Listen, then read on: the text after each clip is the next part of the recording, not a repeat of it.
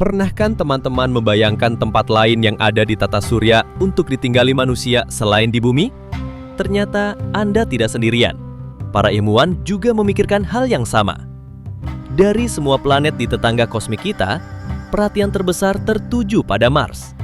Planet merah ini sering disebut sebagai harapan masa depan kita.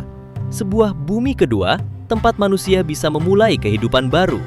Bayangan untuk membangun kota di sana terdengar sangat keren, persis seperti di film-film fiksi ilmiah. Tapi, pindah ke Mars tidak semudah pindah rumah. Kenyataannya jauh lebih sulit dari yang kita bayangkan. Mars adalah dunia yang sangat ekstrim. Bayangkan sebuah gurun beku raksasa. Suhu sangat dingin, jauh lebih dingin dari kutub di bumi. Udaranya tipis dan beracun bagi manusia. Sering terjadi badai debu dahsyat yang bisa menutupi seluruh planet selama berminggu-minggu. Tetapi di sisi lain ternyata ada beberapa konsep yang diyakini bisa membuat Mars menjadi planet yang layak dihuni. Salah satunya dengan terraforming. Konsep ini juga didukung oleh mantan kepala ilmuwan NASA, Jim Green. Green baru saja mundur dari NASA setelah menjadi bagian dari badan antariksa tersebut selama 40 tahun. Sebelumnya, ia pernah menjabat sebagai Direktur Divisi Sains Planet NASA selama 12 tahun. Dan 3 tahun terakhir, ia memegang posisi sebagai kepala ilmuwan. Menjelang kepergiannya dari NASA, Green mengungkap rencananya untuk mengubah Mars menjadi planet yang bisa dihuni oleh manusia. Rencana Green fokus pada membuat atmosfer Mars menjadi lebih tebal menggunakan perisai magnet raksasa, tepat di antara Mars dan matahari. Perisai ini akan melindungi Mars dari angin matahari yang selama ini mengikis atmosfernya. Menurut Green, jika atmosfer Mars tidak lagi terkikis, lapisannya akan menebal dengan sendirinya. Hal ini akan membuat suhu di Mars menjadi lebih hangat dan tekanan udaranya meningkat. Jika berhasil, manusia bahkan bisa berjalan di permukaan Mars tanpa perlu memakai baju antariksa khusus, karena kondisi udaranya sudah lebih bersahabat. Sederhananya kata Green, hentikan kerusakan atmosfernya, maka Mars akan memperbaiki dirinya sendiri. Namun rencana Green ini tidak disambut baik oleh semua pihak. Ia tahu bahwa idenya akan mendapat banyak kritik, terutama dari para ahli astronomi dan ilmuwan planet. Mereka menilai bahwa mengubah seluruh planet seperti Mars adalah langkah yang terlalu besar dan berisiko. Salah satu suara kritis datang dari Lucien Walkowicz, seorang astronom dari Adler Planetarium. Ia juga salah satu pendiri kelompok Just Space Alliance yang fokus pada etika eksplorasi luar angka. Menurut Walkowicz, manusia punya sejarah buruk dalam merusak lingkungan. Buktinya kita belum berhasil menangani perubahan iklim di bumi sendiri. Maka dia khawatir jika kita mencoba mengubah Mars, malah bisa berubah jadi bencana ekologi baru.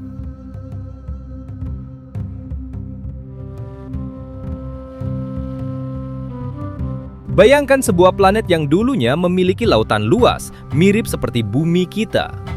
Itulah Mars. Para ilmuwan dari NASA telah menemukan banyak bukti yang menunjukkan bahwa miliaran tahun lalu, Mars adalah planet yang basah dan berpotensi menopang kehidupan. Bukti-bukti ini ditemukan berkat robot penjelajah Curiosity dan Perseverance yang dikirim ke sana. Mereka menemukan endapan mineral yang hanya bisa terbentuk jika ada air cair. Salah satu temuan paling menarik adalah saat Perseverance mendarat di kawah Jezero yang diyakini dulunya adalah danau raksasa. Lebih dari itu, para ahli bahkan berpendapat bahwa Mars memiliki potensi untuk mendukung kehidupan mikroba saat ini. Selain itu, luas daratannya setara dengan benua di bumi, membuat Mars dianggap layak huni bagi manusia karena kemiripannya dengan planet kita. Penemuan-penemuan ini terus memicu para peneliti untuk mencari tahu lebih banyak tentang potensi kehidupan lain di Mars, demi mendukung kemungkinan manusia bisa tinggal di sana. Namun, meskipun ada banyak kemiripan yang menarik, Mars juga punya beberapa perbedaan signifikan yang membuatnya belum sepenuhnya aman untuk kita tinggali.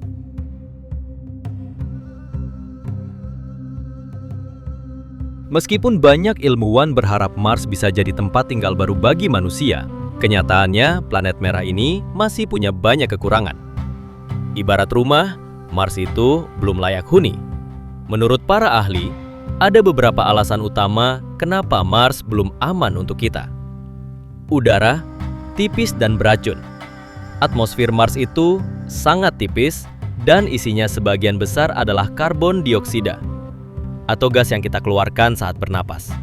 Bayangkan, kita tidak bisa bernapas di sana tanpa alat bantu. Selain itu, belum jelas seberapa kuat atmosfer Mars melindungi dari radiasi ultraviolet matahari yang berbahaya. Gravitasi yang lemah. Gravitasi di Mars hanya sekitar 38% dari gravitasi bumi.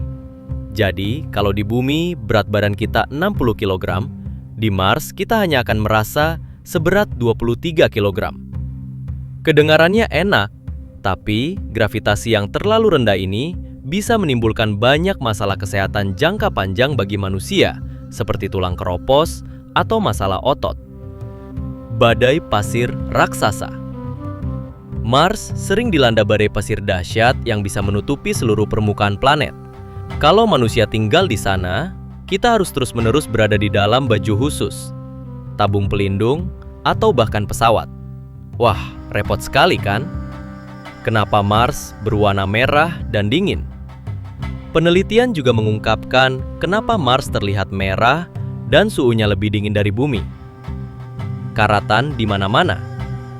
Warna merah Mars itu disebabkan oleh oksida besi atau karat yang tersebar di seluruh permukaan planet. Dulu, para ilmuwan seperti David Ruby dan John Murray meneliti mengapa ini terjadi. Ternyata, ukuran Mars yang lebih kecil dibandingkan bumi adalah penyebabnya.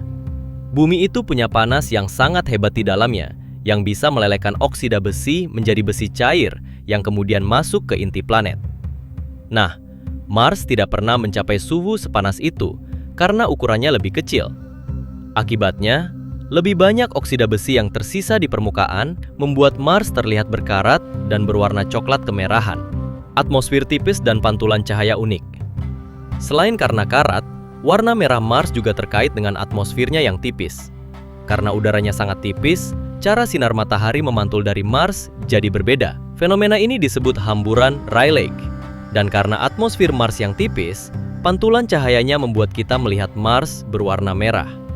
Melihat semua tantangan ini, jelaslah bahwa para peneliti masih butuh waktu yang sangat lama untuk mengamati dan meneliti seluruh planet Mars sebelum bisa dipastikan apakah manusia bisa benar-benar tinggal di sana.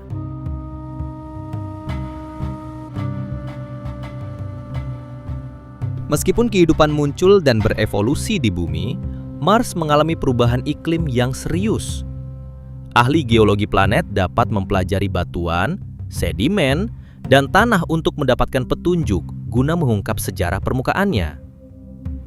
Para ilmuwan tertarik pada sejarah air di Mars untuk memahami bagaimana kehidupan dapat bertahan. Gunung berapi, kawah akibat tumbukan meteoroid, tanda-tanda efek atmosfer atau fotokimia, dan proses geofisika. Semuanya menunjukkan aspek-aspek sejarah Mars. Sampel atmosfer dapat mengungkap detail penting tentang pembentukan dan evolusinya, dan juga mengapa Mars memiliki atmosfer lebih sedikit daripada bumi. Mars juga dapat membantu kita mempelajari lebih lanjut tentang rumah kita. Memahami proses geofisika Mars menjanjikan pengungkapan detail evolusi dan sejarah bumi serta planet-planet lain di tata surya kita.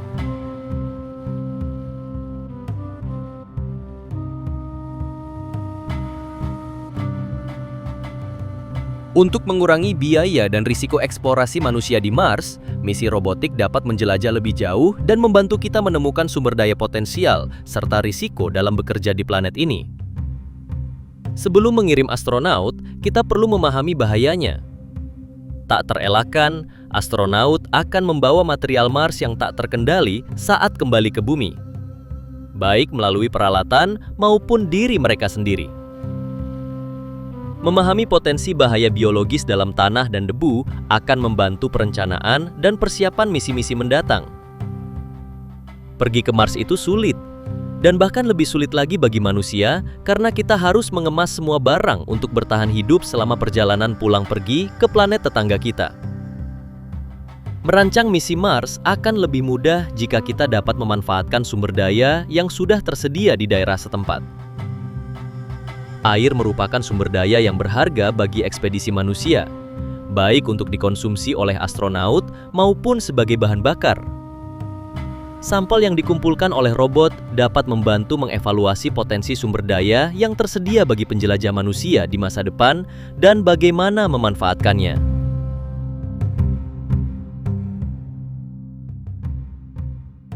Bayangkan kita berhasil mendarat di Mars dan siap membangun rumah baru kita di sana.